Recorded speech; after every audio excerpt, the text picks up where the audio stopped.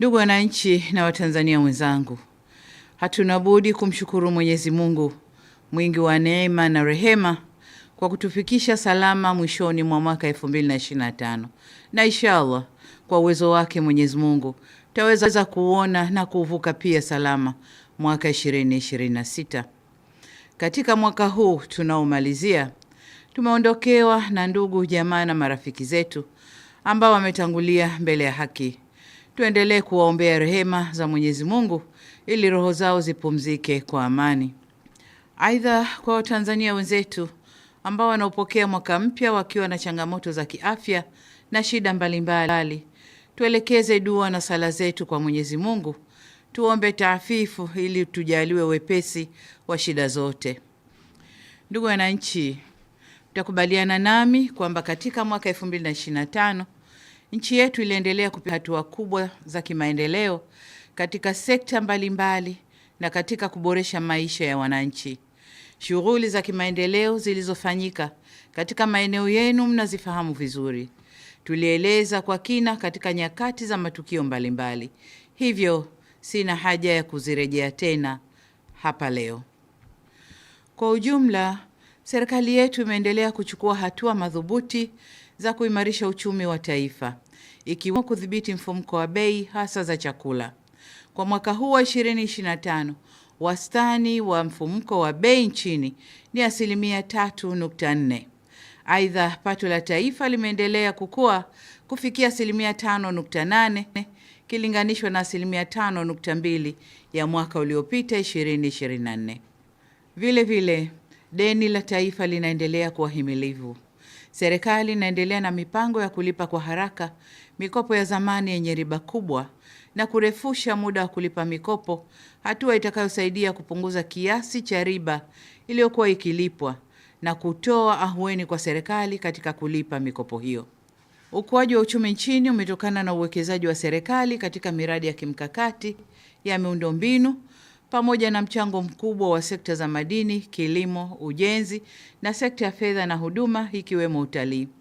Aidha, akiba za fedha za kigeni imeendelea kuimarika na kufikia dola za Marekani bilioni 6.6, kiasi kinachotosheleza uagizaji wa bidhaa na huduma kwa zaidi ya miezi mitano.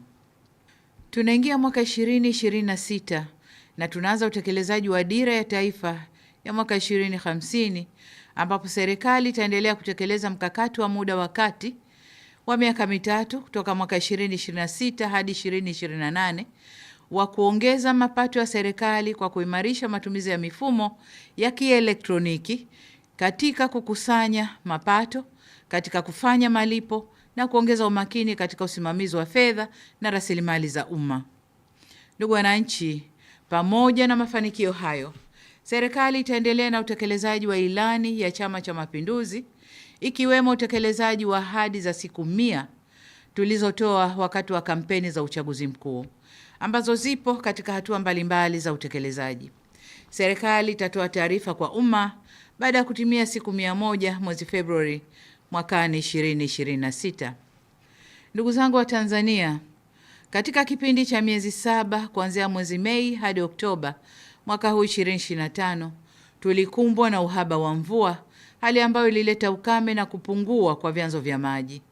Nitumie fursa hii kuwapa pole wananchi na wakazi wa jiji la Dar es Salaam na maeneo mengine yote ambayo kulikuwa na changamoto ya upatikanaji wa maji safi na salama.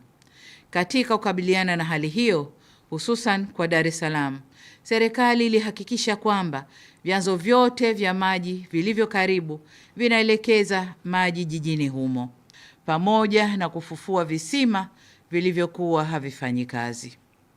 Aidha, tunamshukuru Mungu kwamba mvua zinazoendelea kunyesha ndani ya mwezi huu wa Disemba zinaongeza kina cha maji kwenye vyanzo vya Ruvu Juu na Ruvu Chini na zinarejesha hali nzuri ya upatikanaji wa maji. Katika hatua nyingine, serikali inaendelea na ujenzi wa bwawa la Kidunda na ujenzi wa awamu ya pili ya mradi wa maji wa Kimbiji Mpera ili tuweze kuondosha kabisa shida ya maji mkoani Dar es Salaam na mikoa jirani hata katika hali ya ukame. Hata hivyo, katika kipindi hiki cha mwisho wa mwaka, miezi ya Novemba na Disemba, maeneo mengine ya nchi yetu yameshuhudia mvua na upepo mkali ulioleta hasara na kubomoka kwa nyumba na kupoteza maisha. Kwa masikitiko makubwa, tunatoa pole kwa wote waliofikwa na kadhia hiyo. Nazitaka kamati za maafa wilaya kuchukua hatua stahiki ili kuweza kuwasaidia wananchi hao. Aidha, ni vyema kwa mikoa iliyopata mavuno mazuri kuweka akiba ya chakula ili kitufae katika siku za usoni. Ndugu wananchi, kufanya kazi kwa bidii, mshikamano na uzalendo na kutimizwa kwa malengo tuliyojiwekea huleta uendelevu wa maendeleo yetu. Hivyo basi, serikali itachukua hatua za kimkakati kuweka mazingira rafiki ya kisera, kisheria na kiutendaji yatakayoongeza fursa za biashara, uwekezaji na fursa nyingine za kiuchumi, kijamii na kisiasa kwa Watanzania wote. Wakati huo huo, tutaendelea kuvutia wawekezaji kutoka nje ya nchi bila kusahau wajibu wetu wa kulinda rasilimali za nchi ili zitumike kwa manufaa ya taifa. Ndugu wananchi, kiungo kingine cha maendeleo ni uwepo wa utulivu wa kisiasa na hali ya amani na usalama nchini. Mwaka 2025, pamoja na mafanikio makubwa tuliyoyapata, tulipitia pia changamoto na mitihani iliyotugusa sote. Itakumbukwa kuwa mwezi Oktoba mwaka huu tulipitia nyakati ngumu zilizohitaji subira, mshikamano na uzalendo. Kwa dhati kabisa, ninavishukuru vyombo vyetu vya ulinzi na usalama nchini na wananchi wote kwa ujumla kwa kuendelea kudumisha amani, umoja na mshikamano wa taifa letu. Tumeweza kuthibitishia ulimwengu kwamba Tanzania ni taifa imara, himilivu na lenye kujitahidi kushughulikia changamoto zake. Tunapoanza mwaka 2026, serikali imejipanga kujenga umoja wa kitaifa nchini. Hatua za kuunda tume ya maridhiano zimeanza kuchukuliwa. Serikali itashirikiana na wadau wote katika kukubaliana kuhusu muundo wa tume, aina ya wajumbe, majukumu yao na muda wa kazi wa tume hiyo. Nitoe rai kwenu ndugu zangu wa Tanzania kwamba tunapoendelea kulijenga taifa letu, tusikubali tofauti za kiitikadi au kimtazamo zitugawe na kutupotezea malengo yetu ya maendeleo na ustawi wa taifa letu. Sote tunafahamu kuwa tofauti ni sehemu ya demokrasia, lakini zisitumike kuligawa taifa la Tanzania. Narudia kusema kuwa Jamhuri ya Muungano wa Tanzania ni moja tu. Ndani ya jamhuri hiyo kuna Watanzania ambao wamejengwa na itikadi ya kuamini kwamba amani, umoja na mshikamano hujenga uzalendo na ndio virutubisho vinavyotuletea maendeleo endelevu na ustawi wa Watanzania. Ndugu wananchi, katika mwaka 2025, serikali ya Jamhuri ya Muungano wa Tanzania imetimiza majukumu yake nchini na hata kikanda na kimataifa. Tumeweza kutimiza kamilifu wajibu wa wanachama wetu katika shughuli za Jumuiya ya Afrika Mashariki, Jumuiya ya Maendeleo ya Nchi za Kusini mwa Afrika, Jumuiya ya Nchi za Ukanda wa Maziwa Makuu, Umoja wa Afrika, Jumuiya ya Madola, nchi zisizofungamana na upande wowote na vile vile Umoja wa Mataifa.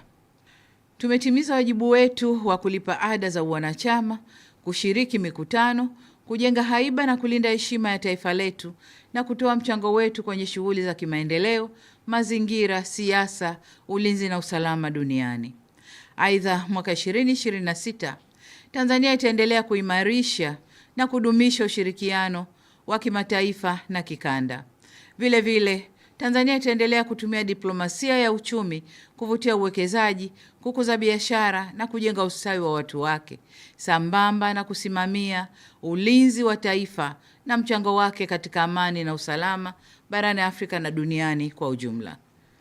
Ndugu wananchi, nihitimishe kwa kuwasihi Watanzania wote tusherehekee sikukuu za kumaliza mwaka na kuanza kwa mwaka unaokuja kwa amani na salama. Baada ya kusema hayo, niwaombe muungane nami. Tumuombe Mwenyezi Mungu atujalie mwaka 2026 uwe mwaka wa heri na baraka tele. Amin. Nawatakia kila la heri katika mwaka wa 2026. Mungu ibariki Afrika. Mungu ibariki nchi yetu Tanzania. Na asanteni sana kwa kunisikiliza.